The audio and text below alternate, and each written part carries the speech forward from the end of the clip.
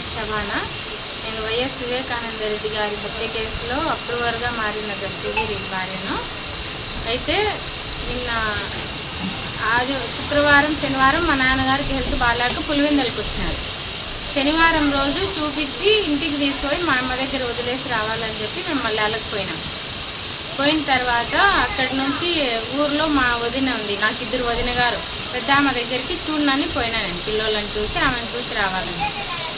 అయితే అక్కడికి పోయిన తర్వాత కొద్దిసేపటికి 2 ఆడవాళ్ళు మా ఇంట్లోకి దూరి నేను మాట్లాడిస్తానా కూడా నన్ను ఎట్లంటే అట్లా బుద్ధిగుట్టినట్టు బూతులు మాట్లాడుతూ నా మీదకి దాడి చేసిన తర్వాత దస్తగిరిని సంవత్సరం లోపు చంపేస్తారు.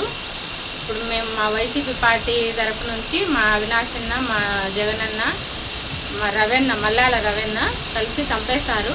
తర్వాత 4 ఏళ్ళ ఈ గవర్నమెంట్ ఉండేది. తర్వాత జగనన్నే మళ్ళీ గెలుస్తాడు.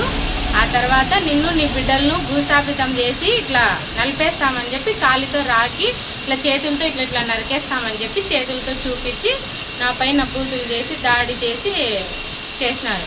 దాని తర్వాత మా వదిన భయపడి మా ఆయనకు ఫోన్ చేసి పిల్లంపిన తర్వాత దస్తగిరి మీదకి కూడా అదే విధంగా వచ్చినారు. రారా చూసుకుందాము, నువ్వు సాయిబు కాదురా, నువ్వు దూదాకలు నా కొడుకు అని చెప్పి దస్తగిరిని బూతులు తిడుతూ దస్తగిరి మీదకి కూడా అట్లనే దాడికి వచ్చినారు. గన్మెన్లు వీళ్ళంతా భయపడి వద్దు దస్తగిరి ఇక్కడ ఏమో జరిగేట్లేదు మా వద్దు, మనం వెళ్ళి స్టేషన్కి కంప్లైంట్ ఇద్దామని చెప్పి స్టేషన్కి వెళ్ళాం.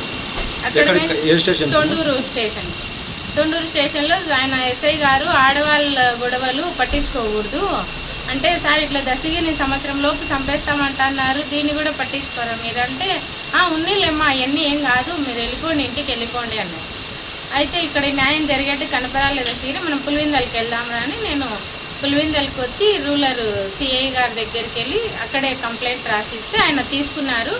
అప్పుడే ఆయన తొండూరు ఎస్ఐ గారిని కూడా అప్పుడే పిలిపించి మాట్లాడి నాతో కేసు రాయించి తీసుకున్నారు.